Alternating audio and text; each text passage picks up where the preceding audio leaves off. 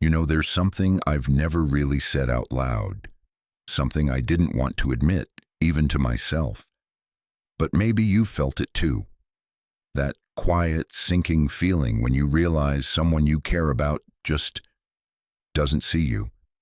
Like you're showing up again and again, offering your time, your care, your heart. And it's like throwing everything into a black hole. No warmth coming back, no echo, just silence. At first, I told myself I was overthinking, that I was too sensitive, that maybe they were just busy or tired or going through something I didn't understand. So I kept showing up. I kept texting first. I asked how their day was. I remembered little things they told me. I made time, adjusted plans, gave second chances. And it wasn't even about romantic love. It could be friends, family, anyone really. The kind of people who smile at you when they need something, but disappear the moment you need them. There's this one memory that still stings a little. I was going through a rough week, one of those weeks where you're just holding yourself together with threads. And I finally reached out to someone I considered close. I said, "Hey, I could really use some company, or even just a chat." They left me on red for days. But the moment they needed advice about something completely unrelated, boom, I was the first person they messaged, like nothing had happened. And I still answered. That's what broke me a little inside. I still answered. I think a lot of us do that. We want to be there. We want to be kind. We want to believe that our care will be enough to earn someone's love or attention, that if we just give a little more, try a little harder, they'll finally see us, finally choose us. But what if they never asked for that love in the first place? What if they were just fine taking, and we were the ones pouring from a cup that never refills? I didn't want to accept that. I didn't want to believe that maybe I meant less to someone than they meant to me. That maybe I was just convenient. That maybe my presence didn't light anything up in them. It just filled a temporary need. It hurt. God, it hurt. But it also taught me something. That kind of quiet heartbreak. The one where you're not really rejected, just neglected. It has a way of getting under your skin. It makes you question your worth in the most subtle, sneaky ways. It's not like a dramatic breakup or a screaming fight. It's the absence, the emptiness, the lack of effort. And because there's no big moment, no clear closure, you keep hoping, you keep trying, you stay. And every time you do, you shrink just a little more. It took me a long time to understand that this dynamic, this unspoken agreement where one gives and the other takes, isn't just about them. It reflects something inside us too, a part of us that's scared to stop giving. Because what if, underneath all that effort, we're not lovable without it? What if silence is all that waits for us when we stop trying? I think we chase connection so desperately sometimes because we're terrified of what happens if we stop, if we don't text first, if we don't offer help, if we don't stay useful. Will anyone show up for us then? And the fear of that answer keeps us trapped. So no, I'm not here to blame anyone. People are who they are. Some are incapable of reciprocity. Some are emotionally unavailable. Some are just careless with hearts that aren't their own. But I am here to say, the moment I started noticing these patterns, the moment I stopped brushing them off as not a big deal, something inside me started to wake up. It was like peeling off a mask I didn't know I was wearing, one made of forced smiles and its fines and pretending I didn't mind. I did mind. I do mind. And I think if you're still reading this, maybe a part of you does too. So if you've ever found yourself sitting in that silence, waiting for someone to care as much as you do, I just want you to know, you're not crazy, you're not needy, you're not too much. You're just someone who feels deeply in a world that sometimes forgets how to. And maybe, just maybe, it's not about getting them to see you. Maybe it's about finally seeing yourself. There was a moment, I don't even remember exactly when, but it changed how I looked at everything. It was late. I was lying in bed, staring at the ceiling, and I just kept asking myself, why do I keep ending up in the same kind of relationships? Why do I always feel like I care more, like I give more, like I try harder? And the scariest thought slipped in. What if it's not about them? What if it's something in me? That realization didn't come with fireworks or some big revelation. It was more like a soft, heavy sigh from somewhere deep inside, like my soul was tired of pretending it didn't know the answer. I started replaying moments in my head, conversations where I felt invisible, times I stayed silent when I should have spoken up, the way I always brushed off being dismissed like it was nothing. And what hit me hardest was that it wasn't just bad luck or meeting the wrong people. It was a pattern, and I was part of it. People were treating me the way I allowed them to treat me. That's when I started seeing it. The mirror. Every interaction, every moment I felt undervalued or unseen was reflecting something back to me, something painful, something honest. I realized that deep down, I didn't fully believe I was worthy of being chosen, respected, loved without conditions. I thought I had to earn it, perform for it, be useful for it. It wasn't something I consciously believed, but it showed up in how I lived, in who I gravitated toward, in what I tolerated. And suddenly, it made sense why I kept finding myself in situations where I felt disposable. I was searching for proof that I mattered, from people who were never going to give it. I think Carl Jung was right. The outer world reflects the inner world, and until we recognize what's going on inside, we keep attracting the same lessons outside.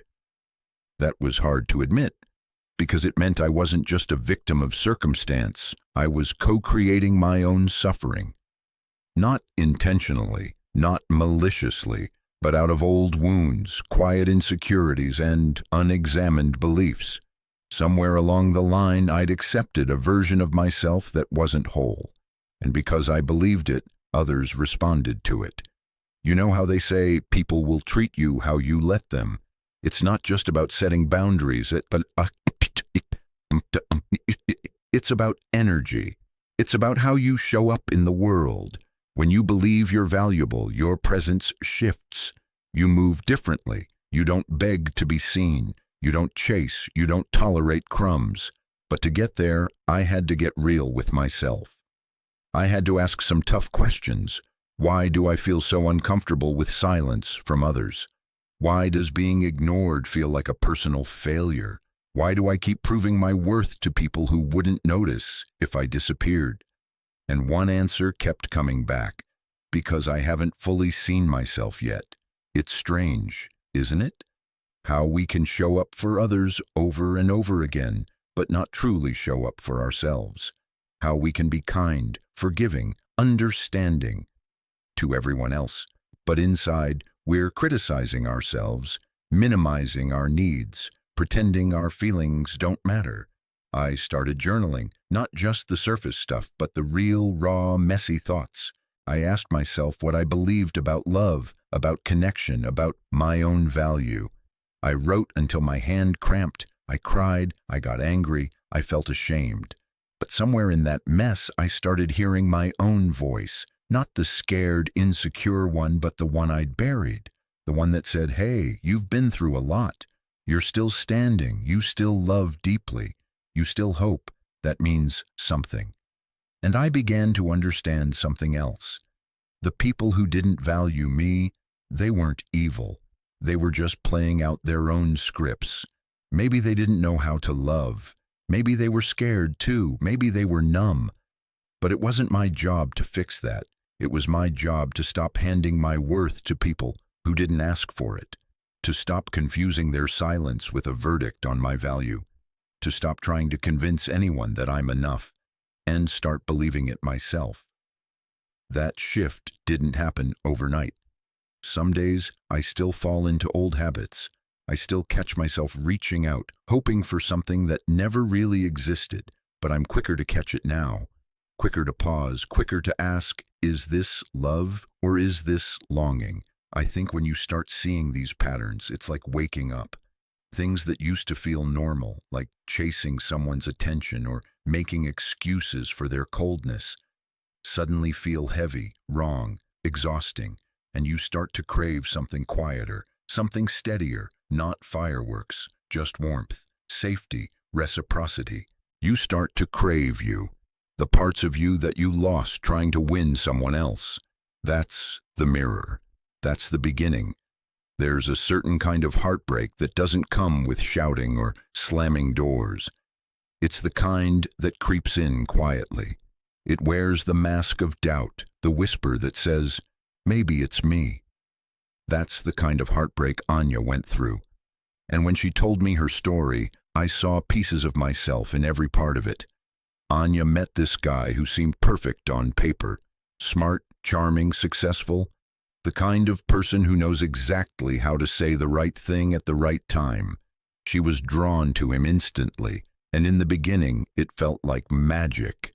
You know that feeling, when someone makes you feel seen, wanted, chosen, like maybe, just maybe, this time it's real. But little by little, the cracks began to show. She noticed she was always the one reaching out first, always initiating the conversations, always asking how his day was, remembering the things he liked, making the plans. At first, she brushed it off. He's just busy. He's got a lot on his plate. The excuses came easily, because when you want something to work, you'll find every reason not to look at what's really happening. She told herself he was just not a texting person, that maybe he showed love differently. She lowered her expectations just to keep the connection alive.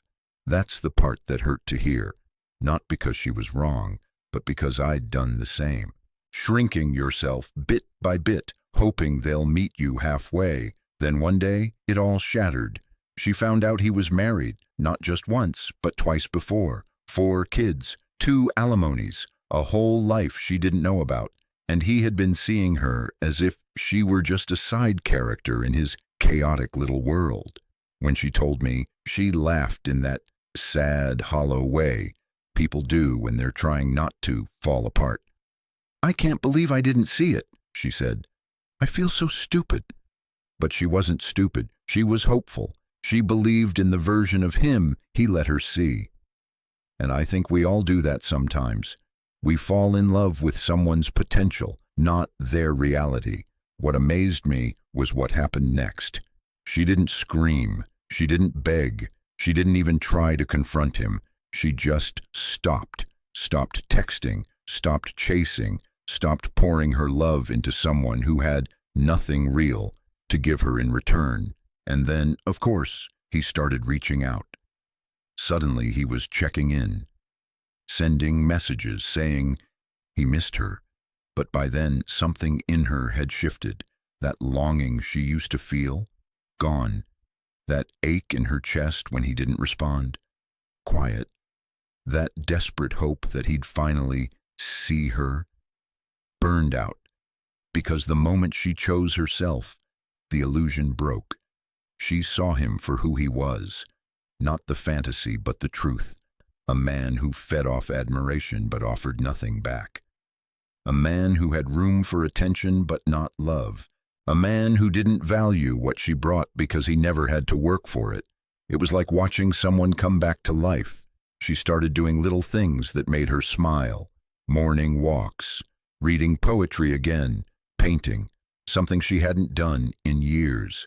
She laughed more, stood taller. There was light in her eyes that hadn't been there before. And it wasn't because someone else gave it to her. It was because she stopped waiting for someone else to hand her the love she could give herself. She told me, the moment I stopped asking why he didn't choose me, I started choosing me.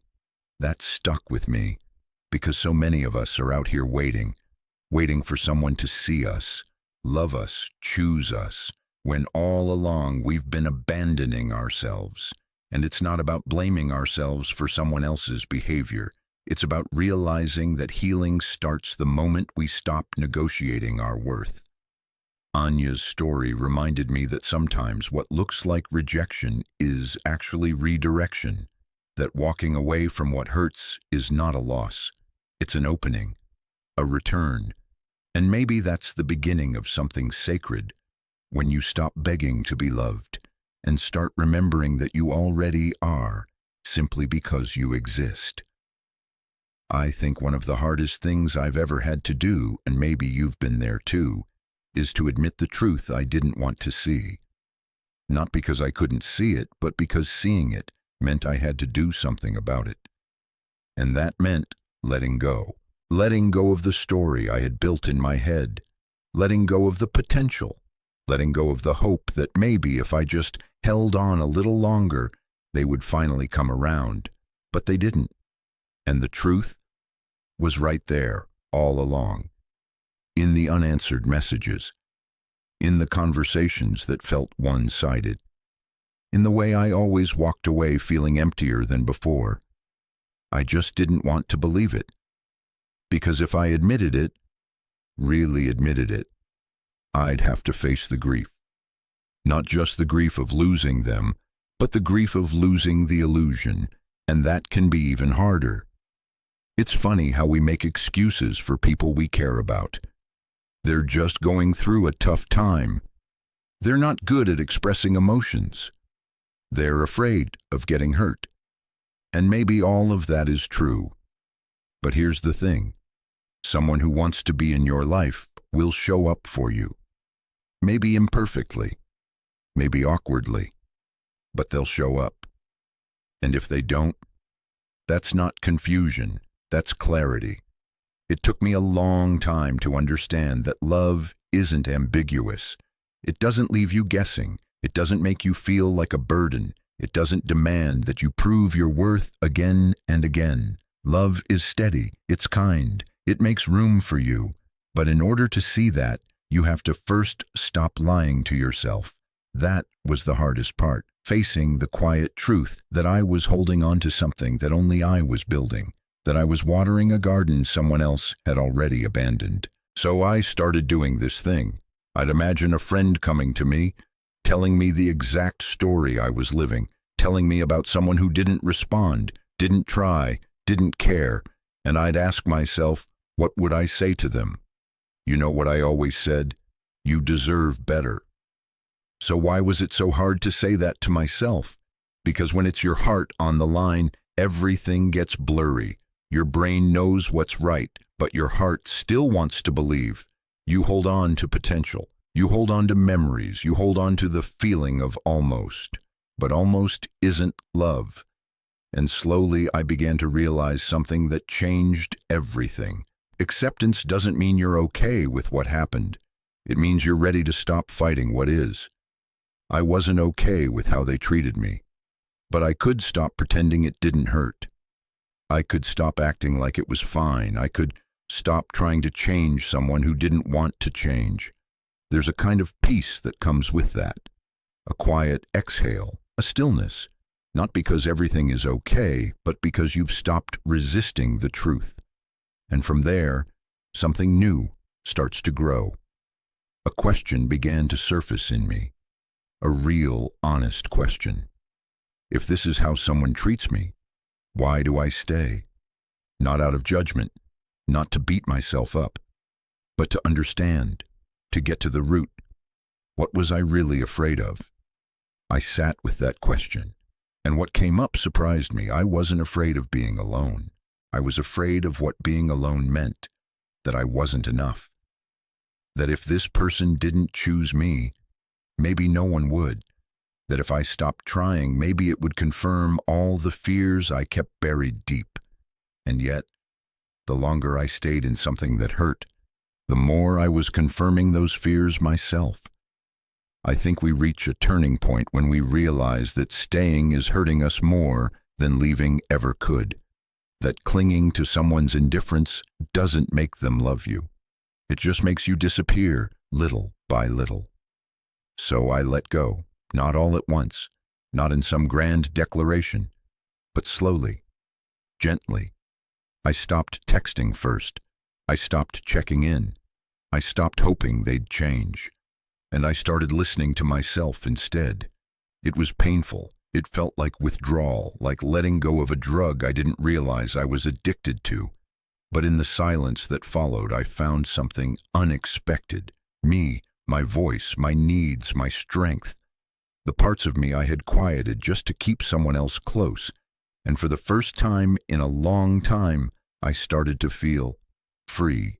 I think one of the bravest things we can ever do is sit face to face with the part of ourselves we usually try to hide. The part that's afraid, ashamed, insecure. The part we dress up with jokes, people-pleasing, overachieving. The part that says, if I'm not perfect, maybe I won't be loved. That's the shadow. And it took me a long time to even acknowledge that mine was there. I used to think I was just being strong, that if I could keep everything under control, if I could stay kind and giving, if I could never show too much need, I'd be safe. I'd be enough. But that wasn't strength, that was fear in disguise. When I finally asked myself, why do I keep allowing myself to be treated like I don't matter? The answer didn't come from my head. It came from the gut, raw and shaky, because somewhere inside, I don't fully believe that I do. That wrecked me. It's not an easy thing to admit, that deep down, you've internalized a story that says you have to earn love, that just being you isn't enough, that if you're not constantly giving, performing, or fixing, you'll be forgotten, rejected, left behind. But when I looked back, I started to see where that story came from. I thought about the times I was told to stop being sensitive, or when my feelings were dismissed as dramatic, or how I always felt the need to be the easy one, the peacemaker, the one who didn't cause trouble. That's how I survived. That's how I stayed connected. But it also taught me to abandon myself. And that abandonment didn't stop in childhood. It followed me into adulthood, into friendships, into love. Every time I ignored that sinking feeling in my chest, every time I said yes when I wanted to say no, every time I waited for someone to choose me while putting myself last, I was reinforcing the same old wound. Carl Jung once said, "Until you make the unconscious conscious, it will direct your life and you will call it fate." And God, was he right? I thought I was just unlucky in love. But the truth was, I was reenacting the same inner wound over and over, hoping someone else would finally rewrite the ending. But that's not how healing works. So I started doing the work. I began asking the hard questions. Why am I so afraid to be alone? What part of me believes I deserve less than full, honest love? What do I think I'll lose if I let this person go? It wasn't about judging myself. It was about meeting the shadow with compassion, about holding my own hand and saying, I know you're scared. I know you've been hurt, but you don't have to live from that pain anymore. I started journaling, writing letters to the parts of me that felt unworthy, letting the sadness come up instead of pushing it down. I let myself grieve, not just the person I lost, but the versions of me I had to become just to be loved. It was messy. It was exhausting, but it was real. And in those moments, something softened. I stopped needing to be perfect. I stopped needing to be liked. I stopped needing to fix what was never mine to fix. I realized that every time I chased after someone who didn't see me, I was really chasing after my own validation. I was trying to heal something inside by controlling something outside. But healing doesn't come from control. It comes from surrender. So I started surrendering to the discomfort, to the silence, to the fear that maybe I wasn't enough, and then to the truth that I always was, even if others couldn't see it. And that's when things started to shift. I didn't suddenly become fearless or healed, but I became aware. I became kind to myself. I started to notice when I was slipping back into old patterns, over-explaining, over-giving, overextending, and I gave myself permission to stop. Sometimes healing looks like saying, I matter, even when no one else is saying it. Sometimes it looks like walking away without drama or revenge, just quiet dignity. Sometimes it looks like choosing solitude over the noise of someone else's half-hearted presence. Your shadow isn't your enemy. It's the part of you that's been waiting to be seen, not fixed. And when you sit with it, not to judge, but to understand, that's when you begin to reclaim your wholeness. That's when you stop chasing love, because you start becoming it. Healing is such a strange, subtle thing. You expect it to feel like a breakthrough, some grand, sweeping shift that makes everything suddenly make sense. But in reality, it often looks like a quiet refusal, a moment when you feel that old ache rising, the urge to reach out, to prove your worth, to make someone stay, and you just don't. You sit with the discomfort instead. That's what it looked like for me. Tiny choices, invisible victories, the first time I didn't answer a message out of obligation. The first time I said no and didn't explain why. The first time I let someone's silence be what it was instead of filling it with anxious overthinking. It was hard, really hard, because I was used to giving, to being the bridge, the glue, the peacekeeper. But with every little moment of self-respect, something inside me started to change. I began to understand the power of boundaries, not walls, not coldness, just the quiet, firm understanding that my time, my energy, my love, they're valuable, and they don't belong to anyone who treats them like an afterthought.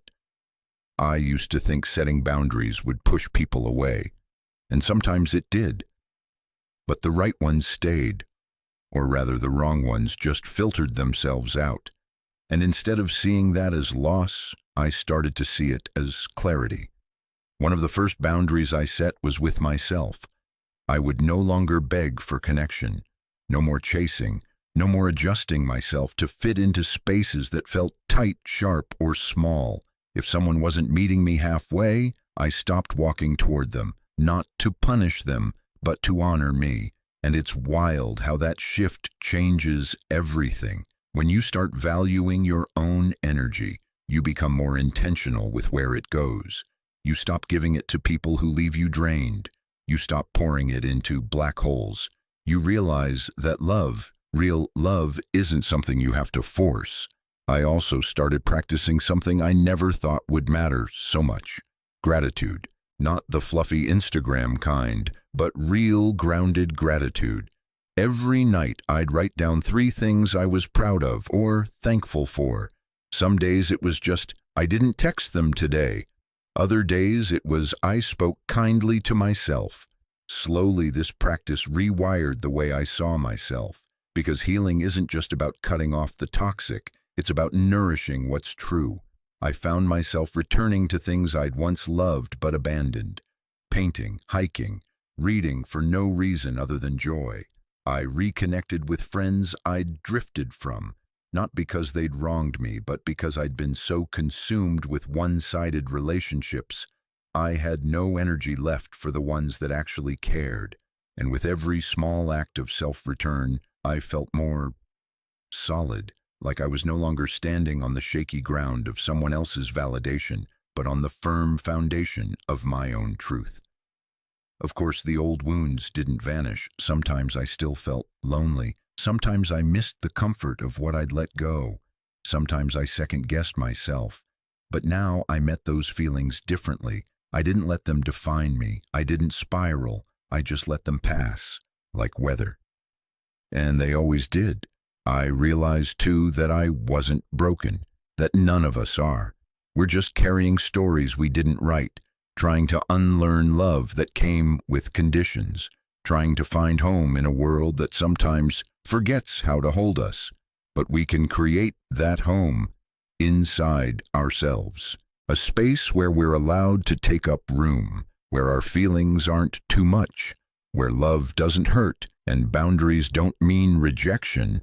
They mean self-respect, a space where we're not waiting to be chosen, because we already chose ourselves. It's strange. The moment you finally choose yourself, The world doesn't explode. Nothing dramatic happens. The people who never truly saw you don't suddenly come running. You don't wake up transformed, glowing with certainty, but something inside you clicks. You exhale, and for the first time it feels honest. That's how it was for me. No big moment, just this quiet, almost sacred sense that I was done proving, chasing, begging. I didn't need to be louder, better, more anything to be worthy of love. I already was. And the more I settled into that truth, the less I craved what I used to. I stopped waiting for texts that never came. I stopped rereading old conversations, searching for signs. I stopped making excuses for people who were absent in the ways that mattered most. Because I realized something. When someone truly values you, you don't have to guess. You don't have to perform. You don't have to twist yourself into a softer shape just to be accepted. They see you, and they stay. But the most beautiful, unexpected thing happened before anyone else showed up. I began to see me, not the me who tries to earn love, not the me who hides the hard feelings, not the me who overfunctions in silence, hoping someone will notice. I saw the real me, the one I'd been abandoning for years, and I liked her. She was softer than I thought, but stronger too. She didn't need to be perfect. She didn't need to be everything to everyone. She just needed space. Space to feel, to grow, to breathe. That's when the loneliness started to feel different. Not as punishment, but as peace. Not as exile, but as return. I wasn't waiting anymore. I was building, creating, becoming. And yes, people noticed. People I hadn't heard from in years reached out. Some who once took me for granted started showing interest. The energy shifted, but by then I wasn't moved by crumbs. I wasn't hungry for attention. I had tasted wholeness, and anything less felt hollow. You start to understand, at some point, that the love you were so desperate to receive can never be real if it costs you your own truth. And once you've chosen yourself, not just in theory but in action, the world begins to reorganize itself around that. Better people come. Clearer boundaries hold. Peace becomes your baseline. And maybe you're not immune to pain. You still feel deeply, you still long, you still remember, but you're no longer defined by it. You're no longer searching for someone to complete you, because you've stopped seeing yourself as incomplete. And that's when something really beautiful happens. Love, the kind that's real, steady, whole, doesn't feel like a rescue. It feels like a meeting. Two people, already full, already whole, choosing to walk side by side. But you don't even need that to feel fulfilled, because you've become the person you were waiting for. That's the truth I carry now, not as a slogan, but as a lived, quiet knowing. I am enough. Not because someone finally told me so, but because I stopped needing them to.